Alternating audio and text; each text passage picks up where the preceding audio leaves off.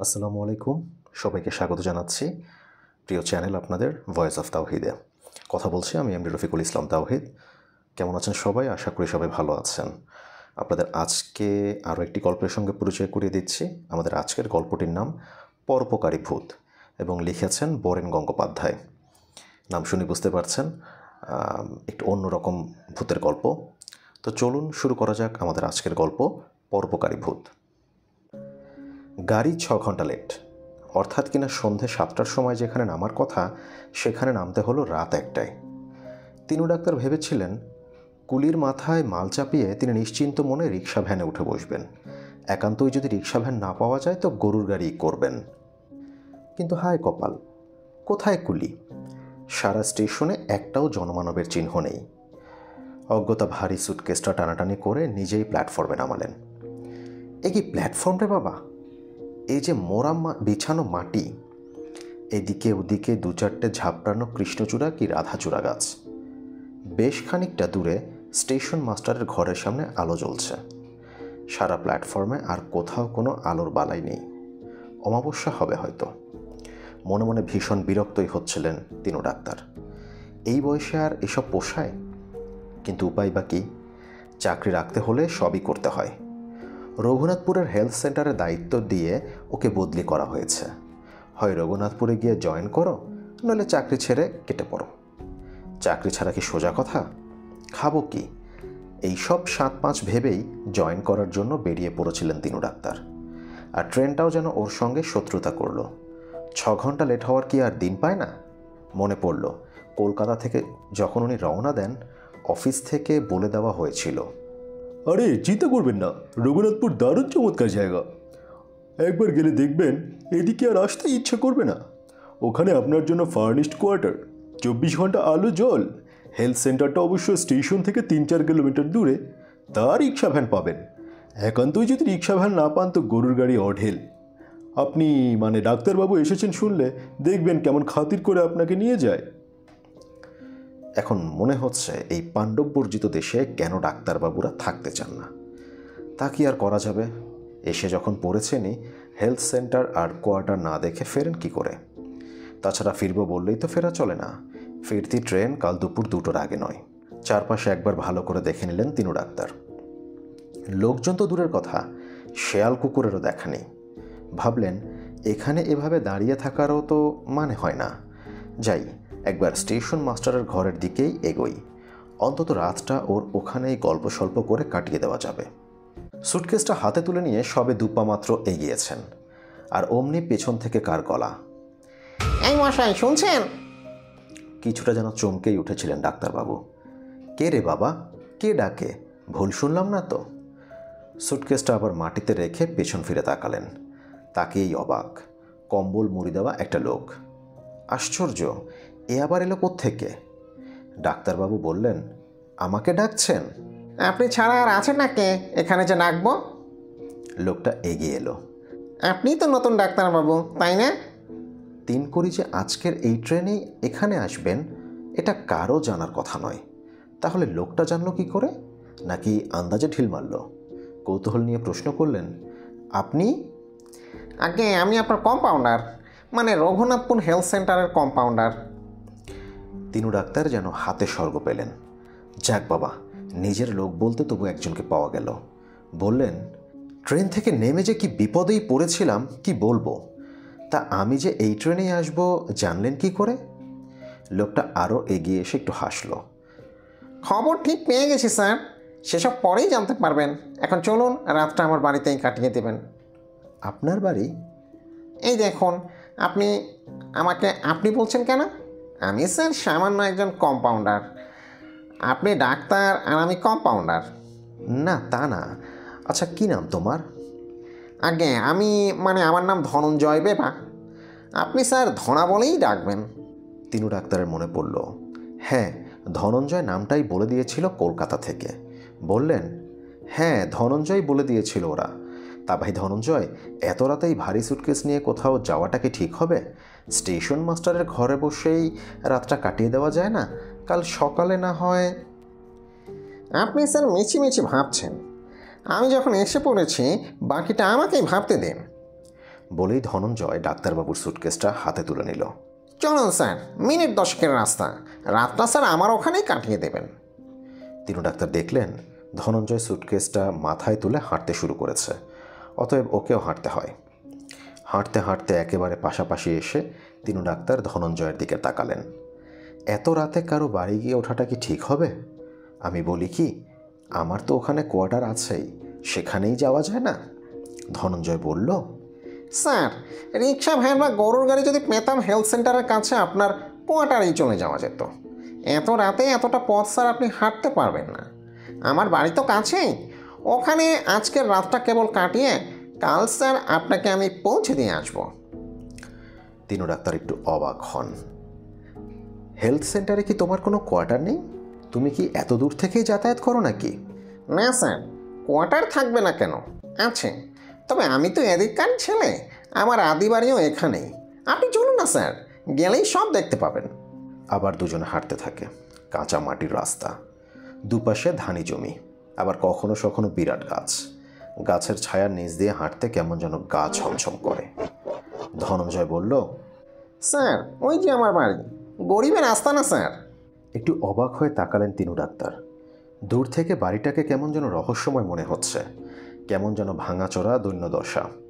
আশ্চর্য, ওখানে কোনো লোক থাকতে পারে নাকি? বললেন, তুমি ছাড়া আর কে থাকে ওখানে? তোমার ছেলে মেয়ে, বউ? না স্যার, ওসব কোনো বালাই নেই, বিয়েই করিনি। বলো কি হে, সংসার না করে কিভাবে বেঁচে আছো? হ্যাঁ, সেসব অনেক কথা। রঘুনাথপুরের হেলথ সেন্টারে যখন এসেছেন সবই জানতে পারবেন। আসুন এদিকে। বড় রাস্তা ছেড়ে মাঠের মধ্য দিয়ে হাঁটতে শুরু করলো ওরা। কি বিশ্রী রাস্তা রে বাবা, এ রাস্তায় কখনো হাঁটা যায়? তোমার বাড়ি অবধি কোনো রাস্তা নেই? তোমার কি এইভাবেই চলাফেরা করো নাকি? না স্যার, শর্টকাট করার জন্য এদিকে যাচ্ছি। রাস্তা ধরে গেলে পথটা অনেকখানি ঘুরতে হতো। আসুন না স্যার, আরেকটু তো মাত্র পথ। তিনু ডাক্তার কি আর করেন, ধনঞ্জয়ের পেছন পেছন হাঁটা ছাড়া এখন আর উপায়ও নেই। যতই এগোন বাড়ির চেহারাটাও তত স্পষ্ট হতে থাকে। এই যে একেবারে ভুতুরে বাড়ি রে বাবা, কোন মানধাতার আমলের বাড়ি কে জানে। এখানে যে কেউ বাস করতে পারে ভাবাই যায় না। হ্যাঁ হ্যাঁ ধনঞ্জয়, এ বাড়িতে তুমি একা থাকো, ভয় করে না? আগে ভয় কি, আসলে স্যার পয়সা করির অভাব। বাড়িটা যে সারাই করে নেব তার হয়ে ওঠে না। তাছাড়া স্যার আমি একা মানুষ, কোনো রকমে একটু মাথা গোজার ঠাঁই হলেই হয়ে যায়। বাড়িটার একদম কাছাকাছি চলে এসেছিল ওরা। তিনু ডাক্তার দেখলেন দেয়াল ফুঁড়ে বট অশ্বত্থ গাছ গজিয়ে গেছে। বিশ্বাসই হয় না, এখানে কখনো সখনো ধনঞ্জয় এসে রাত কাটিয়ে যায়। বারান্দা ভর্তি ছাগলের নাদি আর ময়লা। কতদিন যে কেউ এখানে ঝাটপাট দেয়নি তা দেখলেই বোঝা যায়। আসুন স্যার, গরিবের বাড়িতে একটা রাত কাটিয়ে দেবেন। বারান্দায় উঠে মাথা থেকে সুটকেসটা নামালো ধনঞ্জয়। এবারই স্যার আজ থেকে যে কত যুগ আগের তার হিসেবই নেই, এখন অভিশপ্ত বাড়ির মতো হয়ে রয়েছে। তা তো দেখতেই পাচ্ছি, তা এখানে থাকার মতো তোমার কেউ নেই? ধনঞ্জয় একটু হাসল। থাকবে না কেন স্যার, তবে আমার ভাইটাইরা কেউ আর গ্রামে থাকতে চায় না।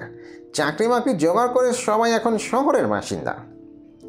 বলতে বলতে দরজা খোলার জন্য হাত বাড়ায় ধনঞ্জয়, আর সঙ্গে সঙ্গে কেমন একটা মচ করে শব্দ। তিনু ডাক্তার হাঁ করে তাকিয়ে থাকেন। সে কি হে, দরজায় তালা লাগিয়ে বেরোনি? চুরির ভয় নেই বুঝি এদিকে? ধনঞ্জয় একটু হাসল। চোর কোন দেশে নেই স্যার, আসলে চোরও জানে এ ঘরে ঢুকে কিছুই পাবে না। যাকগে, আসুন স্যার, একটা মাত্র রাত তো একটু কষ্ট করে কাটিয়ে দিন, কাল আপনাকে রঘুনাথপুরের কোয়ার্টারে পৌঁছে দেব। ধনঞ্জয় ঘরের ভেতর ঢুকে গেল। তাকিয়ে রইলেন তিনু ডাক্তার। ঘরের ভেতর জম্পেশ অন্ধকার। যতক্ষণ না আলো জ্বালানো হচ্ছে ততক্ষণ কিছুই বোঝার উপায় নেই। বেশ খানিকক্ষণ কেটে গেল, ধনঞ্জয়ের আর কোনো সারা শব্দই নেই। তিনু ডাক্তার ডাকলেন, ও ধনঞ্জয়, কোথায় তুমি? আলোটা জ্বালো, কিছুই দেখতে পাচ্ছি না যে। ঘরের ভেতর থেকেই ধনঞ্জয় উত্তর দিল, আমার কাছে তো দেশলাই নেই স্যার, আপনার কাছে যদি থাকে একটু বার করুন না। দেশলাই? তিনু ডাক্তার বিড়ি সিগারেট খান না যে দেশলাই থাকবে। এই সময় মনে পড়ল সঙ্গে একটা টর্চ নিয়ে বেরোনো উচিত ছিল। পাড়াগাঁয়ের রাস্তা, কি ভুলই হয়ে গেছে তা বলা নয়। আমার কাছেও তো দেশলাই নেই ধনঞ্জয়, কি মুশকিল হলো বলো দেখি। আপনি ঘরে ঢুকুন না স্যার, একটা রাতের তো ব্যাপার, এখানে খাট আছে, শুয়ে পড়ুন। ভোর হতে আর কতটুকুই বা বাকি। তিনু ডাক্তার ঘরে ঢুকলেন। নিরেট অন্ধকার।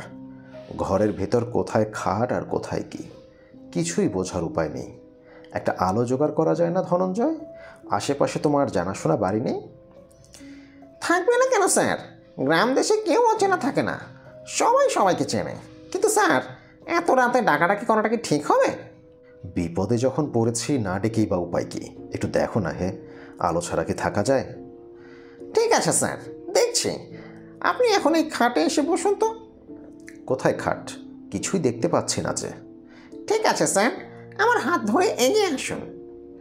শীতল একটা হাতের স্পর্শ পেলেন তিনু ডাক্তার। হাত না যেন বরফের একটা টুকরো। তোমার হাতটা তো বরফের মতো ঠান্ডা হে। না স্যার, ও কিছু না। আসুন এদিকে, এই যে খাট। সত্যি সত্যি একটা খাটই। তিনু ডাক্তারের মনে হলো বেশ গদিত। একপাশে বসলেন। এবার আপনি শুয়ে পড়তে পারেন স্যার, আমি আলো পাই কিনা দেখি। একটু তাড়াতাড়ি এসো কিন্তু। একা একা এরকম একটা ঘরে থাকবো, বলো কেমন লাগছে? আপনি কিছু ভাববেন না স্যার, কেউ আপনাকে বিরক্ত করবে না। আপনি বিশ্রাম করুন, রাতও আর খুব বেশি নেই স্যার। একটু পরেই তো পাখির ডাক শুনতে পাবেন। ধনঞ্জয় ঘর থেকে বেরিয়ে গেল। আর তখনই তিনু ডাক্তারের মনে হলো ধনঞ্জয়ের হাতটা অত ঠান্ডা হলো কি করে? জীবন্ত মানুষের হাত কি অত ঠান্ডা হতে পারে? আশ্চর্য। ঘরের ভেতর স্তব্ধ হয়ে বসে রইলেন তিনু ডাক্তার। কি কুক্ষণে এই রঘুনাথপুরে ডাক্তারি করতে এলাম। এখন ভালোই ভালোই ঘরের ছেলে ঘরে ফিরতে পারলেই বাঁচি। অনেকক্ষণ ঠায় বসে রইলেন তিনু ডাক্তার। ধনঞ্জয় সেই যে আলো আনতে গেল তো গেলই। তবে কি না, তা কি করে হয়? জলজান্ত মানুষটা ওকে এখানে নিয়ে এলো। তাছাড়া ধনঞ্জয় কম্পাউন্ডের কথা তো কলকাতা থেকেও বলে দেওয়া হয়েছিল। বিছানা একটু কাত হয়ে শুয়েই পড়লেন তিনু ডাক্তার। আবল তাবল ভেবে তো লাভ নেই, যা কপালে আছে হবেই। আর যতক্ষণ না ভোর হচ্ছে ততক্ষণ কী বার করা যাবে? ক্রমে ক্রমে আরও বেশ খানিকটা সময় চলে গেল। ধনঞ্জয়ের কোনো পাত্তাই নেই। তিনু ডাক্তারও নরম বিছানা পেয়ে একসময় ঘুমিয়েই পড়লেন। ঘুম ভাঙল যখন, তখন বেশ বেলা হয়ে গেছে। ধরফর করে বিছানায় উঠে বসলেন তিনু ডাক্তার। দূরে রাস্তায় গরুর গাড়ি যাচ্ছে। ঝাঁকা মোটে মাথায় কিছু কিছু লোকও চলাচল করছে। কি যে করবেন ঠিক বুঝে উঠতে পারলেন না। বাড়িটার চেহারা সত্যি ভাবা যায় না। এখানে কোনো মানুষ থাকতে পারে না। আশ্চর্য। না, একটু এগিয়ে গিয়ে কাউকে জিজ্ঞেস করা দরকার। তিনু ডাক্তার হাঁটতে হাঁটতে এগিয়ে এলেন রাস্তার ধারে। এই যে দাদা, শুনছেন? মাঝারি বয়সের এক ভদ্রলোক দাঁড়ালেন। আপনি? আমি রঘুনাথপুর হেলথ সেন্টারে যাব। কাল রাত 1টার সময় ট্রেন থেকে নেমেছি। লোকটা কেমন আপাদমস্তক দেখে নেয় তিনু ডাক্তারকে। তা এখানে এলেন কি মনে করে? না মানে ধনঞ্জয় কম্পাউন্ডার আমাকে এখানে নিয়ে এলো। ওই যে বাড়িটা দেখছেন, সেখানে আমাকে বিশ্রাম করতে বলে কোথায় যে গেল আর ওর খবরই পেলাম না। ধনঞ্জয় কম্পাউন্ডার আপনাকে নিয়ে এসেছে? আপনি গাঁজা টাজা খাননি তো মশাই? আগে আমি 3 কোটি ডাক্তার, হেলথ সেন্টারে বদলি হয়ে এখানে এসেছি। গাঁজা খেয়েছি বলছেন কেন? আরে ধনঞ্জয় কম্পাউন্ডার তো মারা গেছে আজ 3 দিন হলো, রেলে কাটা পড়ে। একই সেই ধনঞ্জয় কম্পাউন্ডার আপনাকে এখানে নিয়ে এলো বলছিলেন না? ফাজলামো যত সব। তিনু ডাক্তারের বুকের ভেতর কেমন কাঁপুনি শুরু হলো এই সময়। ধনঞ্জয় কম্পাউন্ডার মারা গেছেন? কবে মারা গেছেন বললেন? 3 দিন আগে। কিন্তু ও যে কাল আমাকে এখানে নিয়ে এলো, আমার কষ্ট হবে ভেবেই ও আমাকে ও রাতে শুতে বলেছিল। লোকটা কেমন হাঁ করে তাকিয়ে রইল তিনু ডাক্তারের দিকে। তিনু ডাক্তারও বুঝে উঠতে পারছিলেন না এ কী করে সম্ভব। সেজন্যই কি হাতটা অতটা ঠান্ডা ছিল? তিনু ডাক্তার এ প্রশ্নের উত্তর আজও খুঁজে পেলেন না। ধন্যবাদ সবাইকে এতক্ষণ মনোযোগ সহকারে আমার গল্পটি শোনার জন্য। খুবই সুন্দর চমৎকার একটি গল্প আমরা এতক্ষণ জানলাম। তো আমরা দেখলাম যে এখানে ধনঞ্জয় নামে একজন কম্পাউন্ডার ডাক্তারকে পথ দেখিয়ে তার বাড়িতে, পরিত্যক্ত বাড়িতে তাকে থাকতে দিয়েছিলেন। কিন্তু আসলে ধনঞ্জয় কম্পাউন্ডার তার 3 দিন আগেই ট্রেনে কাটা পড়ে মারা গিয়েছেন।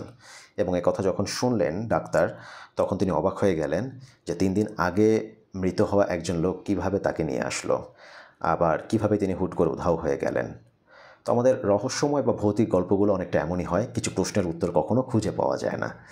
তো যাই হোক, সবাই ভালো থাকবেন, সুস্থ থাকবেন, দোয়া করবেন আমার জন্য। সবাইকে শুভরাত্রি। আসসালামু আলাইকুম।